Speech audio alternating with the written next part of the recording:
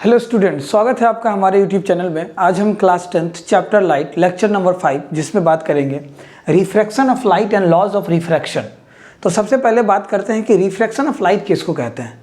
ठीक, जैसे मान लीजिए कि एग्जाम्पल से हम आपको समझाते हैं कि एक बकेट है और ये बकेट पानी से भरा हुआ है, फुल ऑफ वाटर।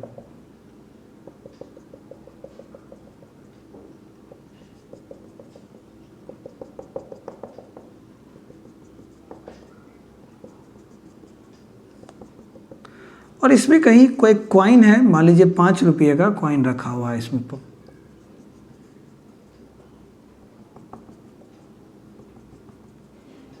ये तो बॉटम यहाँ है, लेकिन यहाँ मान लीजिए मे बी यहाँ होगा 5 रुपये का कॉइन, या यहाँ बॉटम में ही मानिए सबसे नीचे है 5 रुपये का कॉइन, 5 रुपये का कॉइन है।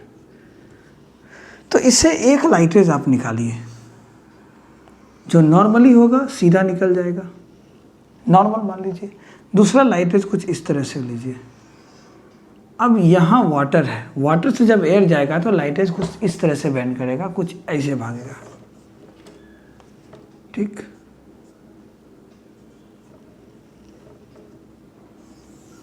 कुछ इस तरह से लाइटेज भागेगा।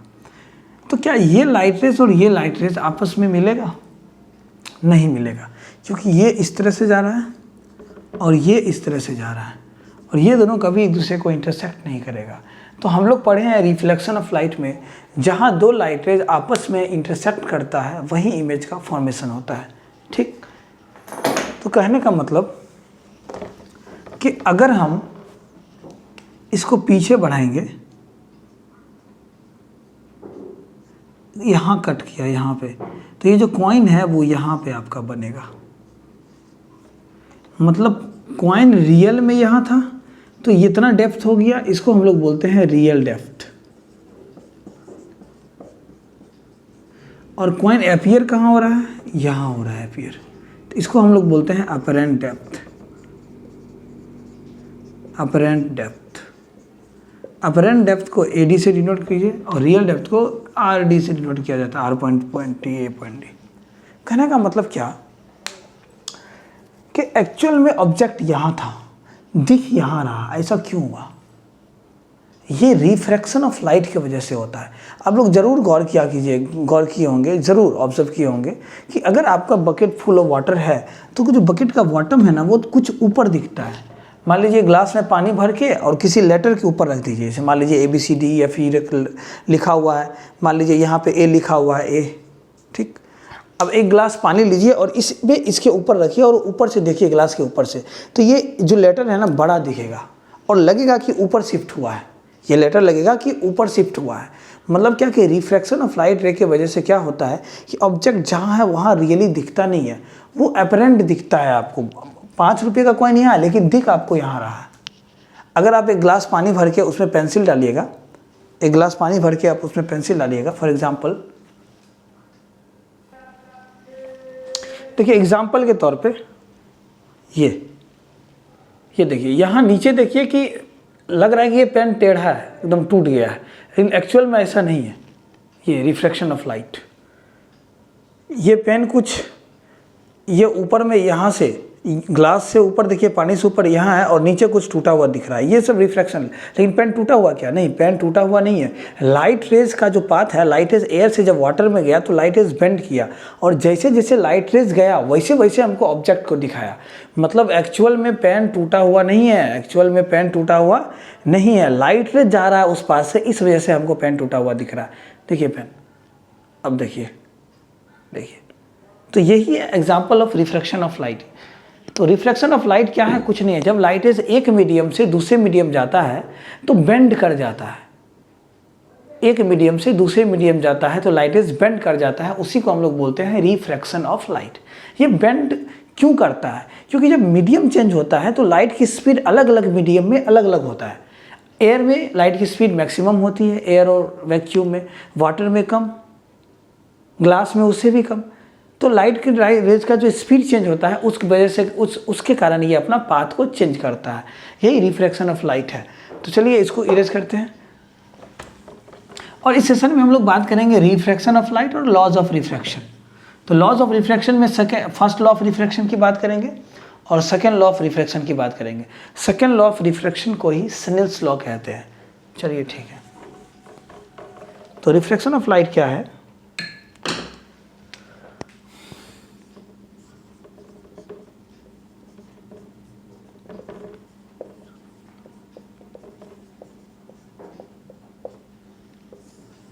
The bending of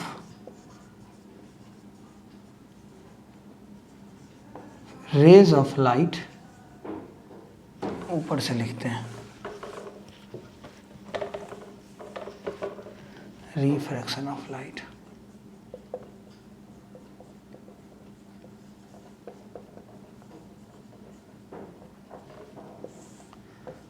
the bending of rays of light when it travels from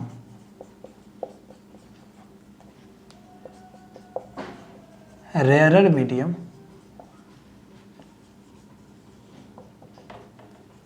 to denser medium is called refraction of light।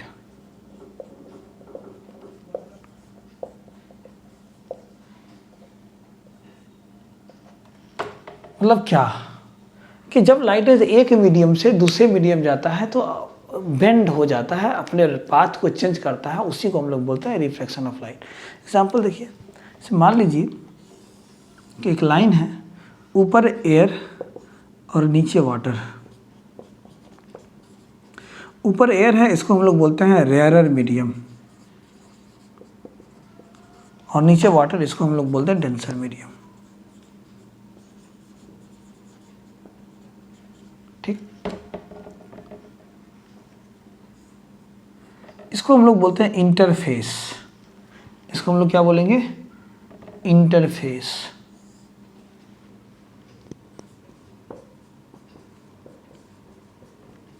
या पॉइंट ऑफ सेपरेशन। कहने का मतलब क्या है कि जो हवा और पानी को डिवाइड कर रहा है उसको हम लोग बोलते हैं इंटरफेस या पॉइंट ऑफ सेपरेशन। ठीक, अब मान लीजिए रेयर से डेंसर लाइटेज जा रहा है। एक लाइटेज ऐसे है, जो लाइटेज आता है उसको हम लोग बोलते हैं IR, बता चुके हैं पहले के सेशन में, इंसिडेंट रे बोलते हैं इसको। और यहाँ पे नॉर्मल होगा आपका ये नॉर्मल, तो ये भी नॉर्मल। अब अगर मान लीजिए कि ये हवा ही रहता तो लाइट एज का रास्ता यही है, चेंज नहीं होता, कोई इसको रोक ठोक नहीं था, ये इसी तरह से चला जाता। ये लाइट का जो एक्चुअल पाथ है, ओरिजिनल पाथ है लाइट की, ये लाइट की एक्चुअल पाथ है, ये लाइट का ओरिजिनल पाथ है। अब होगा क्या एक्चुअल में कि लाइट रेज रेयर से डेंसर जा रहा है। यहाँ लाइट का स्पीड ज़्यादा था, यहाँ लाइट की स्पीड कम है। आप ही सोचिए कि आप अगर NH31 पे चलिएगा, नेशनल हाईवे पे, और कहीं भीड़ भाड़ इलाके में चलिएगा तो कहाँ आपकी स्पीड ज़्यादा होगी? जहाँ हाईवे है, जहाँ खाली रास्ता है, या फिर भीड़ भाड़ में जहाँ खाली है। तो मान लीजिए आप खाली से चले, भीड़ भाड़ हो गया, जाम लग गया, तो आप क्या कीजिएगा उसमें? अगर आपके पास दूसरा ऑप्शन है तो आप शॉर्टकट लीजिएगा। मान लीजिए कोई गली से आपको पता है रास्ता, तो शॉर्टकट लेना पसंद कीजिएगा। वही केस है लाइट के साथ। जब लाइट वाटर में आता है तो इसकी स्पीड इसमें कमती है। जब स्पीड कमती है तो इसको पहुँचना होता है अपने टाइम पर। इस तरह से समझिए, अपने टाइम पर पहुँचना होता है। तो जब टाइम पर पहुँचना है तो ये शॉर्टकट लेगा या लॉन्ग कट? शॉर्टकट लेगा। तो शॉर्टकट अपने एक्चुअल पोजीशन से शॉर्टकट, अपने एक्चुअल पोजीशन से उधर भागेगा तो शॉर्टकट, ये अपने एक्चुअल पोजीशन से अंदर की ओर आएगा तो शॉर्टकट, अंदर की ओर आएगा तो शॉर्टकट। कुछ इस तरह से बेंड कर जाता है। मतलब लाइट रेज का ओरिजिनल रास्ता ये था, लेकिन जा अब ऐसे रहा, मतलब अपने रास्ते से इतना ज़्यादा डेविएट किया,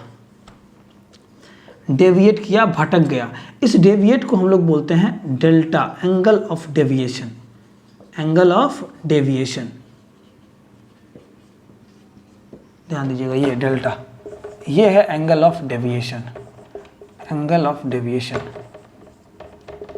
जितना भटका उसको हम लोग बोलते हैं एंगल ऑफ डेविएशन।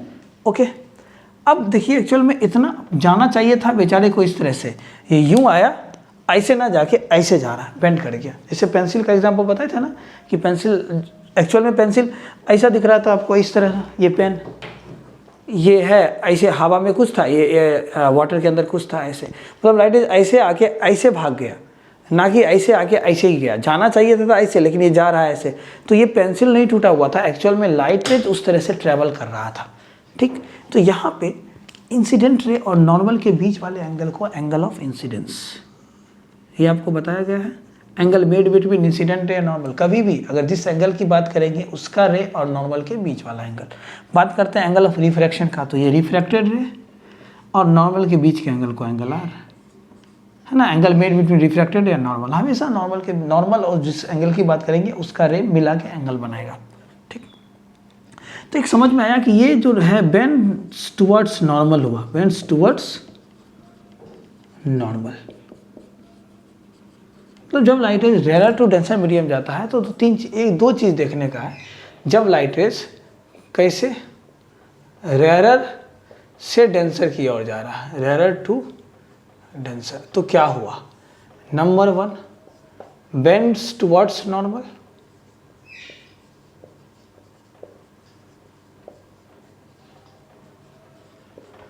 दूसरा खेल क्या हुआ, ध्यान दीजिएगा, जबरदस्त है, बहुत इंपॉर्टेंट पॉइंट है, ध्यान दीजिएगा। एक बात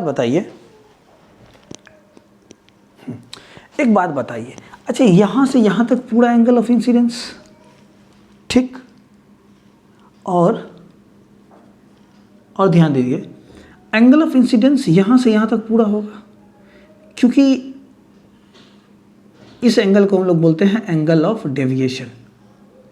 ठीक, इतना भटका, तो क्या इंसिडेंस और एंगल ऑफ रिफ्रैक्शन में क्या रिलेशन बन रहा है कि सर एंगल ऑफ इंसिडेंस जो है ना पूरा, और यहाँ से यहाँ तक एंगल ऑफ इंसिडेंस होना चाहिए। सर एंगल ऑफ रिफ्रैक्शन और एंगल ऑफ डेविएशन को मिला के एंगल ऑफ इंसिडेंस है। कहने का मतलब क्या कि सर जो सेकेंड पॉइंट है, एंगल आई जो होगा ना सर, ये एंगल प्लस ये एंगल मिला के एंगल आई के बराबर होगा। तो कहने का मतलब sir angle of refraction plus angle of deviation मिला के सर जो होगा वो एंगल ऑफ इंसिडेंस होगा। देखिए ना, यहाँ से ये एंगल ऑफ रिफ्रैक्शन यहाँ से यहीं तक है, अब पूरा यहाँ से यहाँ तक इंसिडेंस होना चाहिए था, तो ये डेविएशन इतना घटाया, तो इसको जोड़ने के बाद और इसको जोड़ने के बाद पूरा इंसिडेंस देगा। मतलब सर एंगल ऑफ इंसिडेंस इस केस में ग्रेटर होता है एंगल ऑफ रिफ्रैक्शन से। हाँ, ये 2 पॉइंट। और जब डेंसर टू रेयर जाएगा तो जस्ट इसका opposite, bends away from normal, और उस केस में एंगल ऑफ रिफ्रैक्शन बड़ा होगा एंगल ऑफ इंसिडेंस से, क्योंकि वो नॉर्मल की तरफ नहीं, अपने एक्चुअल पोजीशन से दूर भागेगा। क्यों भागेगा अभी बता रहे हैं, चलिए इसको नोट कीजिए। ठीक, ओके।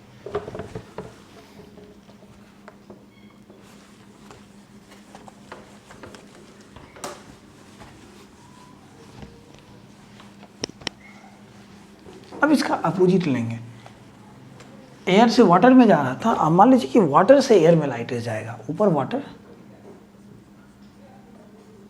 नीचे एयर, तो वाटर डेंसर मीडियम और नीचे रेयरर मीडियम। ये डेंसर रेयरर क्या है, डेंसिटी चेंज होता है तो मीडियम चेंज होता है। कहने का मतलब क्या कि जो जितना घना, तो हवा और पानी में जो कौन ज़्यादा घना है, पानी घना, इसलिए डेंसर, डेंसिटी घनत्व जिसको बोलते हैं। ये आपका हो गया इंटरफेस। ठीक, मान लीजिए कि लाइट रेज पानी में इंसिडेंट हुआ इंटरफेस के ऊपर, ये इंसिडेंट रे यहाँ नॉर्मल होगा, ये आपका नॉर्मल और ये भी नॉर्मल। अच्छा, अगर पानी ही रहता, इसको कोई रोक ठोक नहीं रहता, तो क्या ये जो लाइट रेज है इंसिडेंट लाइट रेज का एक्चुअल पोजीशन यही होता, मतलब ओरिजिनल रास्ता इसी तरह से चला जाता, टॉर्च जलाते चुपचाप चला जाता, कोई रोक ठोक नहीं। तो ये एक्चुअल पोजीशन है लाइट रेज का, ओरिजिनल पोजीशन। लेकिन अब क्या होगा, अब यहाँ पे लाइट की स्पीड वाटर में कम था एयर के रिस्पेक्ट में, जैसे ये एयर में आएगा इसमें इसकी स्पीड बढ़ेगी, जब बढ़ेगी तो अगर इस पास से जाएगा तो ये जल्दी पहुँच जाएगा, इसको पहुँचना है टाइम पे। तो ये सोचा क्या कि हम जब हवा में पानी में है, हवा में आएंगे तो मेरी स्पीड बढ़ेगी, तो हम जल्दी पहुँच जाएंगे, क्यों ना, जब स्पीड तेज़ ही है थोड़ा हम घूम फिर के जाएं, थोड़ा सा घूम लें, तो घूमने के लिए ये थोड़ा बड़ा रास्ता पकड़ेगा, लॉन्ग कट, शॉर्टकट नहीं मारेगा। जब लॉन्ग कट मारेगा तो लॉन्ग कट अपने एक्चुअल पोजीशन से अंदर आएगा कि बाहर भागेगा, ये बताइए। अंदर आएगा कि बाहर भागेगा? अपने एक्चुअल पोजीशन से उधर भागेगा तब तो लॉन्ग कट। तो ये ऐसे ऐसे ना जाके कुछ इस तरह से गया एकदम मस्ती में, रिफ्रैक्टेड रे। अब बताइए क्या हुआ, ये इंसिडेंट रे और नॉर्मल के बीच वाले एंगल को एंगल ऑफ इंसिडेंस, अगर इंसिडेंस के बराबर होता तो ये एंगल होता, ठीक, ये एंगल होता। लेकिन ये क्या किया, एंगल ऑफ रिफ्रैक्शन जो बनाया, यहाँ से यहाँ तक बनाया पूरा एंगल आर, मतलब इतना एंगल को और बढ़ा दिया।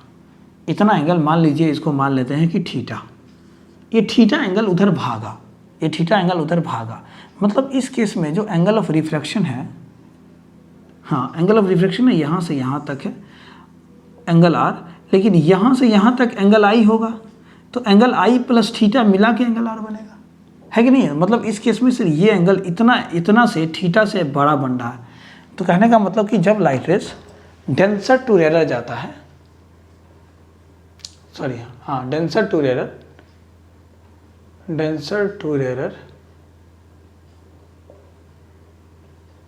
तो इस केस में क्या होगा, डेंसर टू रेयर जाएगा, तो इस केस में क्या होगा कि एंगल जो, सबसे पहली बात कि bends away from normal, normal से दूर भागेगा, नॉर्मल से दूर भागेगा, लेकिन कहाँ से, नॉर्मल से दूर तो भागा, देखिए नॉर्मल से दूर भागा, लेकिन कहाँ से, अपने एक्चुअल पोजीशन से भी दूर, नॉर्मल की तरफ, मतलब अपने एक्चुअल पोजीशन से अंदर, ठीक है। और दूसरा केस क्या बनेगा, दूसरा केस देखिए, जो एंगल आर बनेगा ना, वो एंगल आई प्लस थीटा के बराबर, क्योंकि सर यहाँ से यहाँ तक एंगल आई है, ये वर्टिकली अपोजिट एंगल होगा तो, और इतना बढ़ाया, मतलब आई प्लस थीटा मिला के पूरा आर बनाया। तो इसका मतलब सर कि इस केस में जो एंगल आर होगा वो ग्रेटर होगा एंगल आई से। हाँ, यही दो चीज़ सीखना था इसमें, ठीक। अब हम लोग बात करते हैं लॉज ऑफ रिफ्रैक्शन का, इतना तक समझ में आ गया? चलिए लॉज ऑफ रिफ्रैक्शन की बात करते हैं हम लोग। क्यों इसमें भागा, क्योंकि इसमें इसकी स्पीड बढ़ गई, स्पीड बढ़ी, मतलब लाइट का अलग अलग मीडियम में लाइट की स्पीड अलग अलग होता है, ठीक। चलिए आगे बढ़ते हैं। लॉज ऑफ रिफ्रैक्शन क्या कहता है?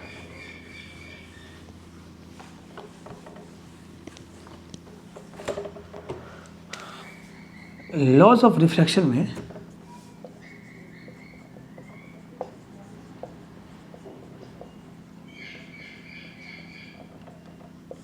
दो लॉ होता है, एक होता है first law.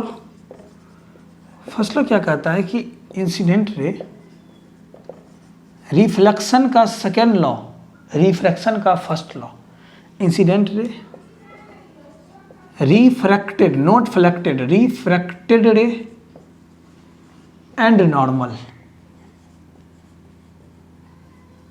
at the point of incidence,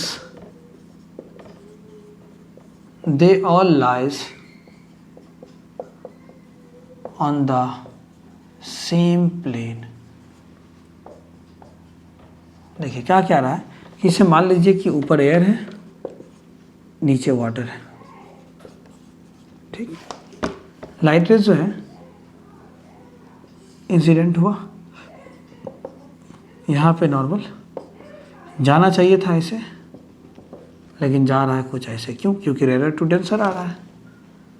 तो इंसिडेंट रे, ये रिफ्रैक्टेड रे, आर रिफ्लेक्टेड नहीं, रिफ्रैक्टेड, REFRACTED, रिफ्रैक्टेड रे, incident ray, refracted ray and normal at the point of incidence, जहाँ इंसिडेंस खत्म हुआ उसी पे नॉर्मल, उसी प्लेन में, उसी पे रिफ्रैक्टेड रे, incident ray, refracted ray and normal at the point of incidence, they all lie in the same plane. एक प्लेन में आ रहा है, जिसे बोर्ड प्लेन है उसी प्लेन में आ रहा है, इसी को हम लोग बोलते हैं first law of refraction. Second law of refraction क्या है, कहता क्या है, ध्यान दीजिएगा उसमें। हम लोग ट्रिगोनोमेट्री पढ़े होंगे, है ना, 10th क्लास में पढ़ ही रहे होंगे। सेकेंड लॉ ऑफ रिफ्रैक्शन क्या कहता है? सेकेंड लॉ ऑफ रिफ्रैक्शन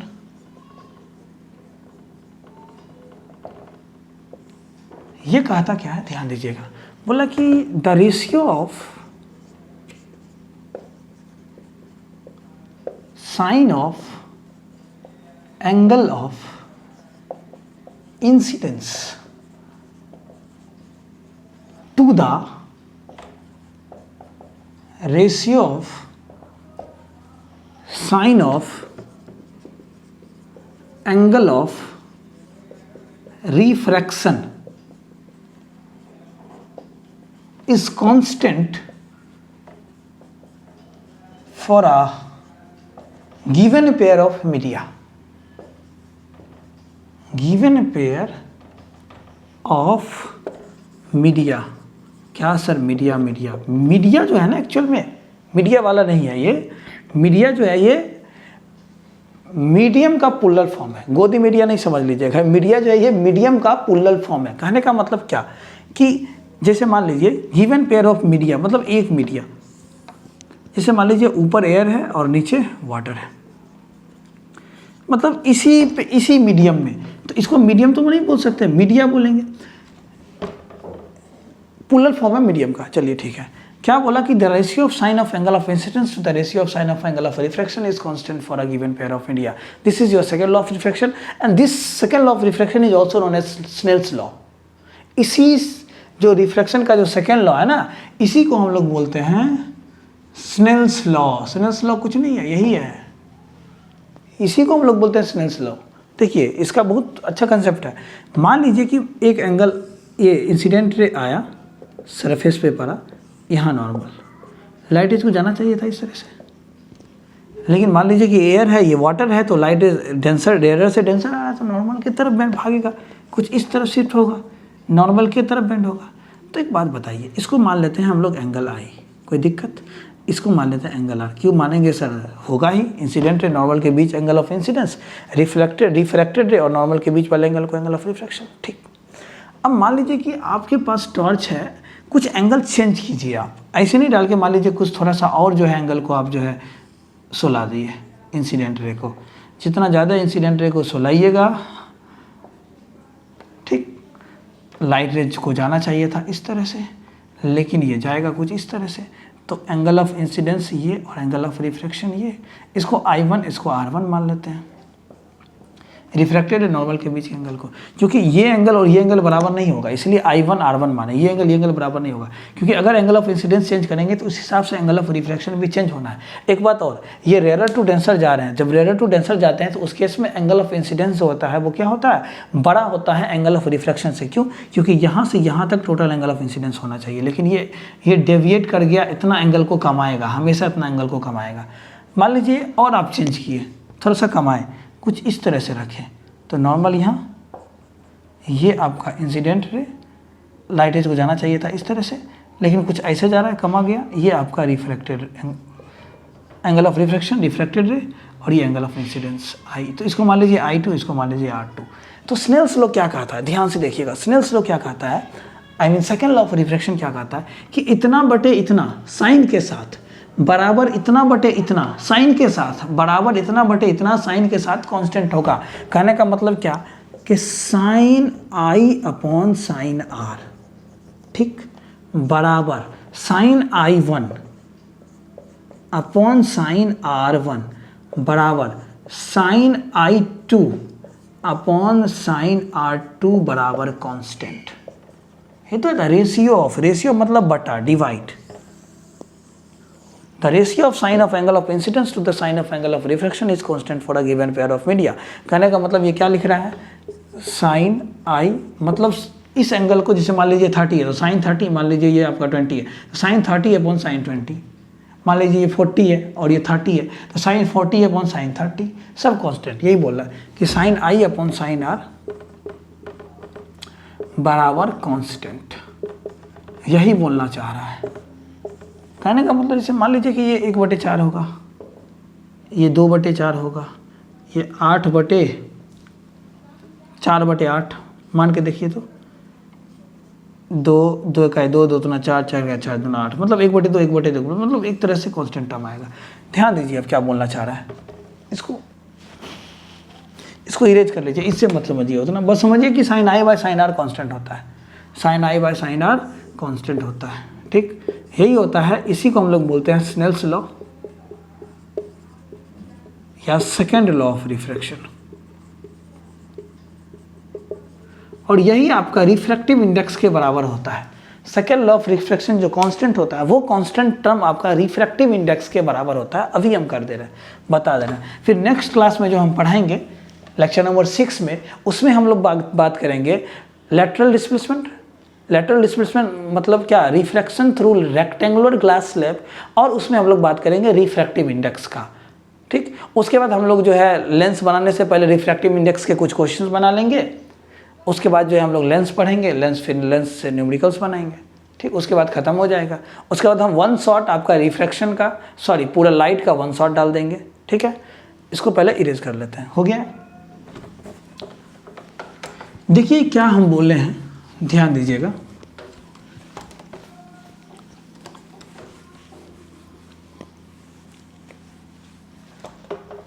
कहने का मतलब ये कि मान लीजिए आपके पास ऊपर एक एयर मीडियम है और नीचे वाटर मीडियम है। ठीक, ये इंटरफेस ध्यान दीजिएगा, एयर वाटर मत मानिए। ठीक है, एक मानिए कि कोई N1 मीडियम है, दूसरा N2 मीडियम है। N1 मान लीजिए कि ये रेयर है और N2 डेंसर है, तब तो पता चलेगा कि लाइट बेंड होगा कि नहीं होगा। ठीक, मान लीजिए एक लाइट एज आया, इंसिडेंट हुआ इंटरफेस पे IR इंसिडेंट रे। यहाँ आप नॉर्मल ड्रॉ कीजिएगा, ये नॉर्मल लाइट रेज एक्चुअल में जाना चाहिए था इस तरह से, लेकिन ये डेंसर मीडियम है तो लाइट रेज को इस तरह से बेंड कर गया। ये रिफ्रैक्टेड रे, इसको हम लोग इंसिडेंट रे और नॉर्मल के बीच के एंगल को एंगल I बोलेंगे, रिफ्रैक्टेड रे और नॉर्मल के बीच के एंगल को एंगल R बोलेंगे। एक चीज़ है यहाँ पे, ज़बरदस्त चीज़ है, एक काम कीजिए, ध्यान दीजिएगा। ये N1 into sine of I जो होता है, N1 इंटू इस एंगल के साथ साइन लीजिए, मतलब N1 इंटू साइन I बराबर ले लीजिए N2 इंटू साइन I, मतलब जैसे जैसे है वैसे वैसे मल्टीप्लाई कर दीजिए। ठीक, मतलब N1 को लेके साइन के साथ लेके इस एंगल को गुना कर दिए, बराबर कर दिए N2 को लेके साइन के साथ इसके साथ R, मतलब साइन लेके इस एंगल का R साइन R, तो मतलब N1 इंटू साइन I इसका बराबर N2 इंटू साइन R इसका। ठीक, एक काम यहाँ पे कीजिए, साइन I को रहने दीजिए। अच्छा, N2 into sine R N2 के साथ किस चीज़ में, मल्टीप्लाई में। अगर इसको साइन R को इधर भेजेंगे तो डिवाइड में। ठीक, अब यहाँ क्या होगा, बराबर इक्वल इक्वल इक्वल, इधर क्या बच गया N2 और इधर क्या बच गया N1 साइन के साथ मल्टीप्लाई में, इधर आएगा डिवाइड में। देखिए sine I upon sine R बराबर N2/N1। अभी थोड़ी देर पहले हम क्या लिखे थे स्नेल्स लॉ में या सेकेंड लॉ ऑफ रिफ्रैक्शन में, बोले थे कि sine I upon sine R जो होता है वो कांस्टेंट होता है। और एक बात पता है, यही कांस्टेंट N2/N1 के इक्वल होता है। इसी को हम लोग बोलते हैं refractive index. Refractive index detail में हम लोग बात करेंगे लेक्चर नंबर 6 में। ठीक है, और इससे पहले भी हम पूरा चीज़ पढ़ाए हुए हैं। आप मेरा लेक्चर नहीं देखे हैं तो 1 2 3 4 5 सब प्लेलिस्ट में डाला गया है, मेरे चैनल पे जाके आप देख सकते हैं। आज तक इतना ही, अगले क्लास में हम लोग मिलते हैं, तब तक पढ़ते रहिए। Thank you so much.